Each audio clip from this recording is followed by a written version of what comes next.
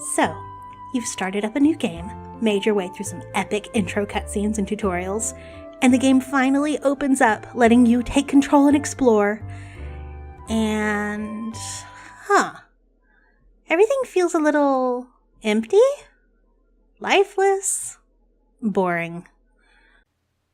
Compare this blank, empty map to one that has just a few added details. The difference is night and day, and this map isn't even finished. It's not a parallax map. I just used a couple of tricks to add a little bit more life to it. Adding these little touches isn't just about making a map look pretty, it's about immersion. A game world that reacts, moves, and feels alive makes players feel like they're in the world, not just walking through a static backdrop to get to the next plot point or battle.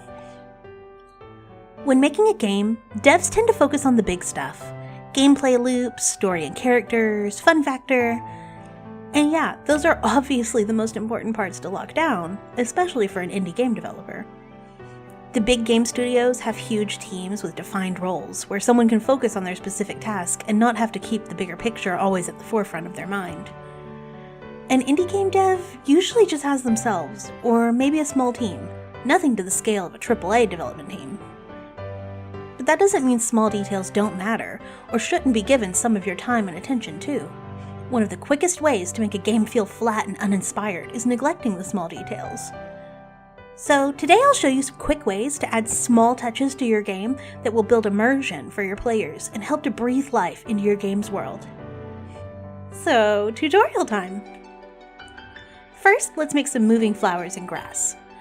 I got criticized for doing this once and was told that there wasn't enough wind to blow my flowers around like that.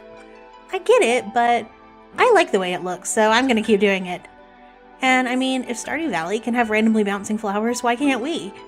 Just do what you want, bro. It's a video game. Now, my favorite way to add anything animated to my map is using Yanfly's Doodad plugin, but I understand not wanting to pay money for a plugin like that. So this can also be achieved using events, animated parallax plugins, and probably other ways too. Really quick, a tip if you are using doodads. You can change the X and Y scale of the doodad, as well as the animation speed, hue, and all sorts of other things that you'd have to do more steps to achieve if you're not using doodads. But let's just go over how to make a flower event for now. First step, find a flower. I'm using this cute little one by Cyanide. Step 2, make it bounce. I'm going to move the flower's head around and then rotate the stem to match it.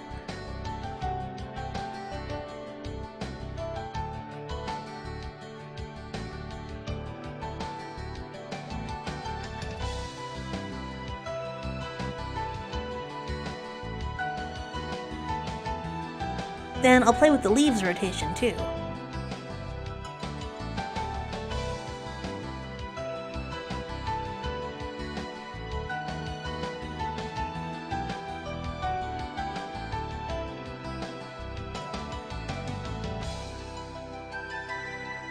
When we put the flower into our game as an event, check the stepping, direction fix, and through options, and set the event to the same as character. That way, we can walk behind, in front of, and through the event. Direction fix is so if we click on it, it won't try to change to one of the blank direction frames. And stepping is what's playing our different frames. Now, let's add a bunch. A little samey. That's one of the benefits of doodads over events. To fix this a bit, let's go in and adjust the flower's speeds. And there we go, looking more natural. Also, even though I just stuck to one single little flower for our event, you could make bigger events with multiple flowers moving differently to get a different effect. The same event concept can be used to make smoke coming out of chimneys, leaves falling from trees, and all sorts of other effects. So, we animated a flower, now let's animate a bridge. I got asked like ages ago how I did my swinging rope bridge thing from my waterfall effect video, and I promised I'd make a tutorial. Better late than never, I guess? Honestly, to achieve the effect is really simple. We're just going to move some pixels up and down. For this demonstration, let's use the bridge from RPG Maker XP because it looks the most ropey? rope-like? There are better rope bridge assets out there, or you can even draw your own, but we'll go with this one for today. First, take this center part of the bridge and duplicate it into all 3 of the looking down frames on our character sprite. Then we'll take this little bit that goes over the player and put it on a different direction, duplicating it like we did with the rest of the bridge. The part that goes on top of the character is going to be its own event. And now we're just going to adjust some pixels.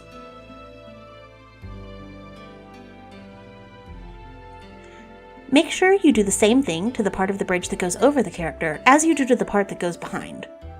The middle frame of the 3 is the one that the bridge will be when it's still, while the left and right frames are our animation.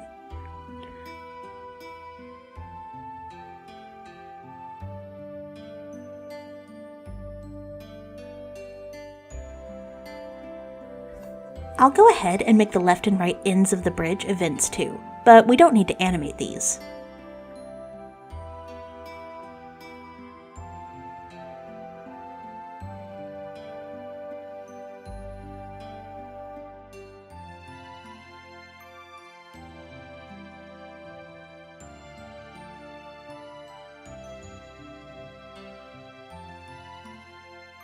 Now, let's actually start making our events. I'll lay down the left end first. Make sure you select Direction Fix, seeing as our different pieces are tied to specific directions. And since this is one of the pieces of bridge we'll walk on top of, set it to appear below characters. One grid down from this, let's place the piece that goes on top.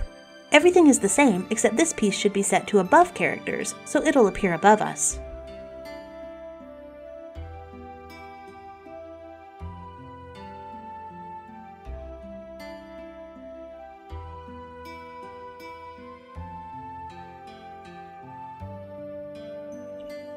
The next part is harder because this is where we actually play the animated bit. Lay down the center piece of your bridge and set it to Direction Fix and below character. However, this time we're going to set the trigger to player touch. As for the event contents, have it turn on Self Switch A. Duplicate this event page and make the condition of the second page Self Switch A, and set this page's trigger to parallel, so it'll run automatically in the background. For now, just have the event contents be a movement route for this event. Turn on the stepping animation, wait 10 frames, and then turn the stepping animation off. After that, turn off Self Switch A. That way, the event changes back to the first page until we touch it again. That's the setup for the lower part of the bridge, but we want the upper part to animate as well. So, create an event for the upper part of the bridge. Make sure to Direction Fix and set the event to above characters. Now, make this event a parallel event. Inside the event contents, you're going to make a conditional branch using this script. What this script is doing is checking if a different event's Self Switch A is on. This part says the map we're currently on.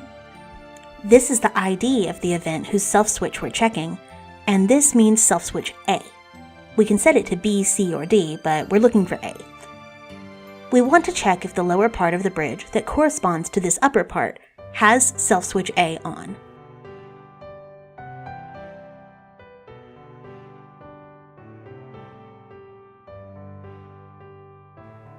If so, we're going to play the same movement route that we played on the lower part on the upper part.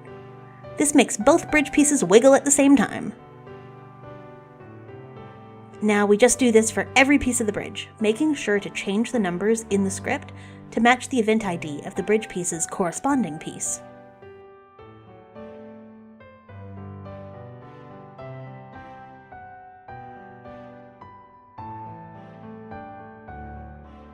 Once we've set up all of our pieces, we have a wiggly bridge!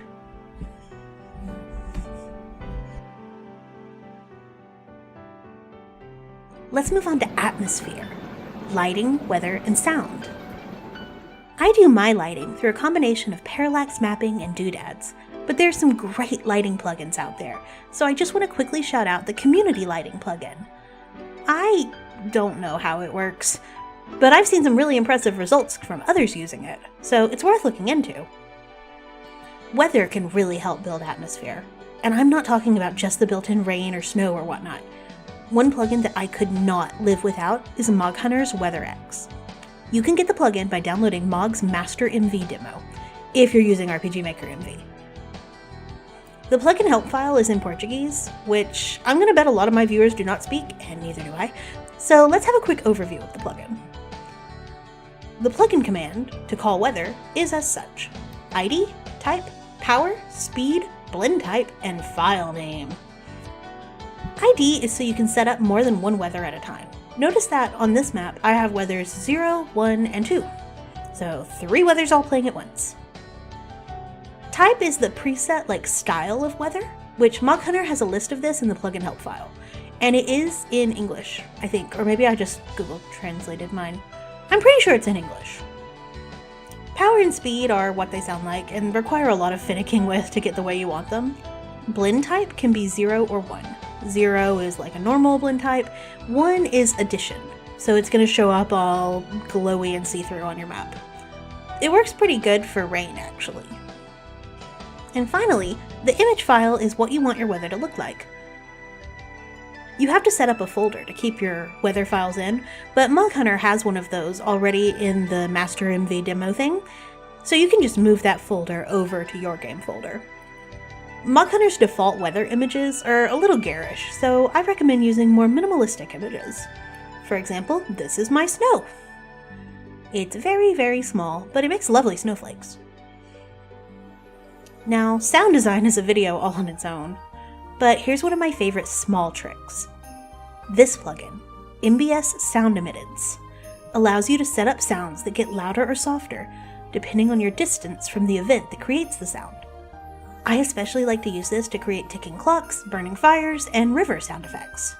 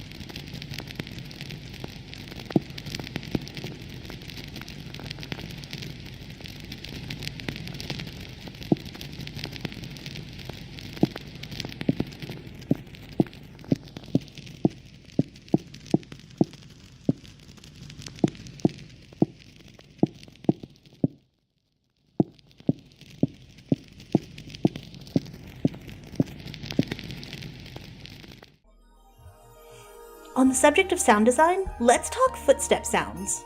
I use regions to set this up, and I feel like there's definitely a better way to do this, so feel free to tell me all about it in the comments. But what I do is basically I have an event at the corner of each map where I want footstep sounds, because sometimes I don't want them. And it calls 2 common events. The first common event, detect region ID, sets the player's map X and Y to 2 variables. I then use the get location info to check the region IDs of the player's X and Y, where the player's standing.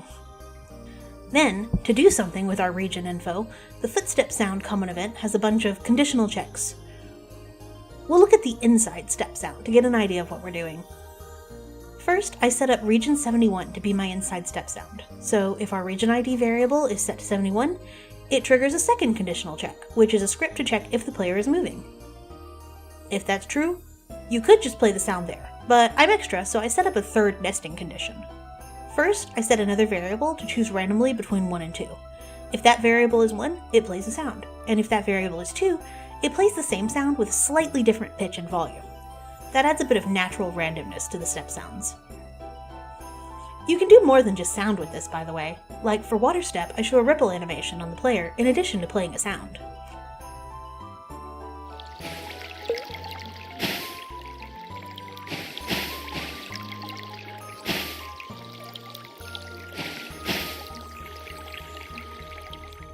On a similar note as step sounds, there are footprints, which are really cool and a pain in the butt. Honestly, just use the plugin. Mog Hunter has a great one, and there are plenty others. NPCs with behaviors. It's not only more visually enticing for NPCs to do things other than just stand around, but it also serves a storytelling purpose. Instead of an NPC just hanging out, we could have him drinking a drink, smoking a pipe, sleeping, or he could even just be sitting there, but like cuter. Whatever we choose to make our NPCs do can show off their personality or tell more about the setting. Now, there are of course times when you need NPCs to just stand or walk around, and they can reveal their quirks through their dialogue. But sprinkling in some NPCs with unique behaviors is a really nice trick. Since we're kind of isolated out here with all this water, I think it would make sense if we had a fisherman who travels to this waterfall to catch some dinner. There are some already made NPC behavior sprites in the default RPG Maker sprite styles. By the way, across the different RPG makers, VX Ace has the most behavior sprites that people have made. It's actually really cool. But I'm using my own type of sprite, so let's just make our own. Looking at it, I think I can just edit and reuse my smoking farmer dude and turn him into a generic fisherman guy.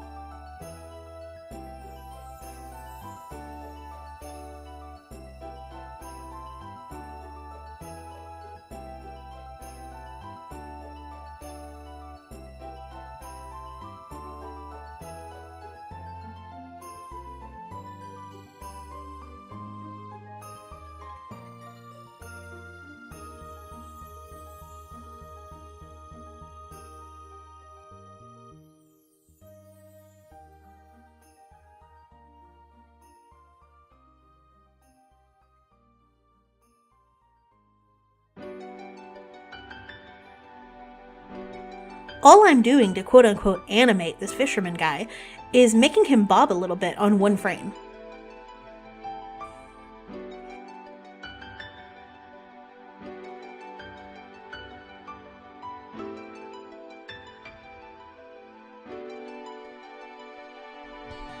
I'm just kind of guessing on the X and Y placement of this fishing line, but we don't have to worry about that because there are plugins out there that can let you adjust the X and Y offset of events.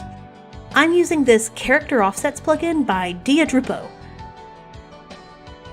After he's all adjusted, we can just put him where we want him, add some NPC dialogue, and we're good to go.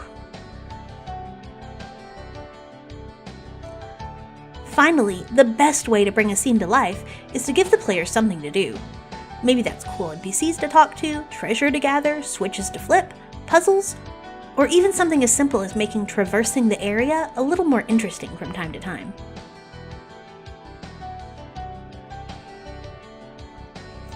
And that's it!